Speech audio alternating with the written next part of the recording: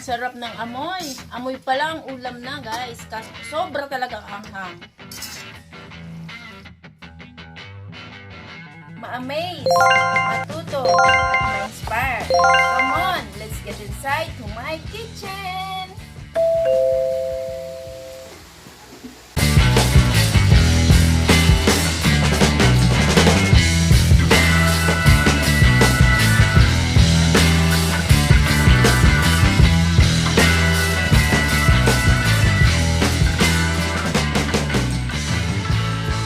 Hi everyone! Welcome to my vlog, The Cooking Blind.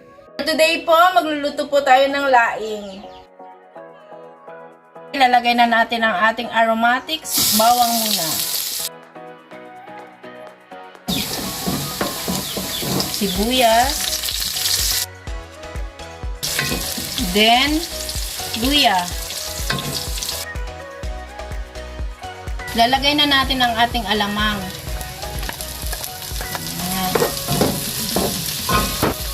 Wait lang. Igisa natin ang ating alamang hanggang mag-brown siya. Hanggang maluto.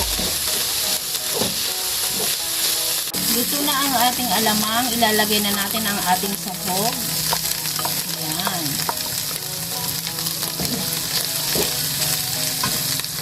Igisa natin ng konti. Luto na tong sahog namin, mga taba siya ng baboy. So, igigisa lang natin siya ng konting minuto. Tapos, ilalagay na natin yung gata.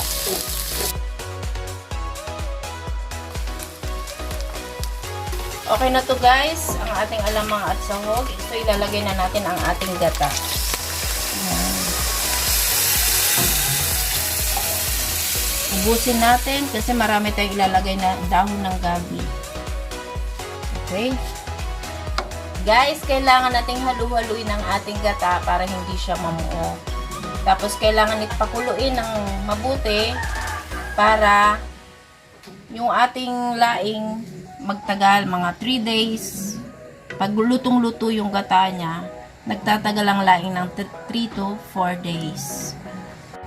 Ang laing po ay Bicol dish. Saan ka punta? Cinnamon, road trip, brum brum, eng put-put, chokoladong malapot. Habang hinihintay nating kumulo ang ating gata at ma-reduce, magsha-shoutout muna po tayo sa ating mga supporters. Shoutout po and thank you very much to mga Kaburaot Vlog, to Kuya Aldrin, to Ate Melet, to Simply Jen, and to Chico Baby Boy. Thank you so much. At kay Jennifer De Leon, shout out sa iyo and thank you so much. Sa mga manunood pa lang, sige, manood lang po kayo. May mapapala po kayo dyan. Kung gusto nyo matulong kumanta, dyan po yung kanta ko. Yan. Nag-add ako ng asin, 1 teaspoon. Then, hintayin pa nating ma-reduce ang ating gata.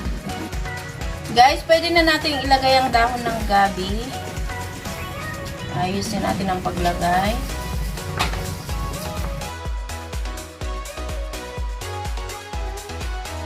Kailangan natin idiin din ito. Dito pwedeng halu-haluin kasi kakati yung gabi. Guys, pwede na natin siyang baliktarin para yung sa ibabaw naman ang maluto. Yan.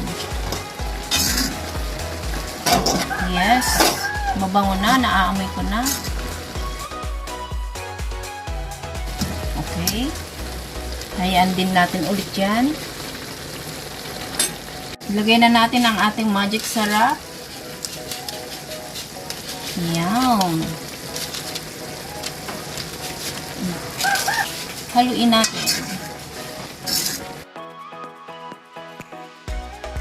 Siyempre, ilagay na natin ang kukumpleto sa ating laing sili. Yan, maanghang to. Super maanghang. Diba? Yes. Haluin ulit natin. Guys, titikman na natin ang ating laing. Kasi maanghang talaga to. Tikman natin.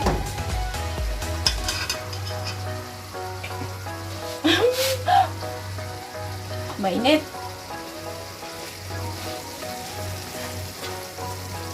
Huh.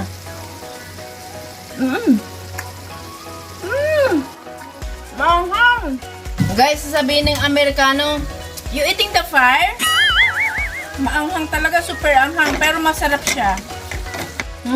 Sarap ng amoy. Wow. Amoy pa lang, ulam na guys. Kaso sobra talagang anghang. Okay na to guys. Our laing is ready to serve. Kainan na!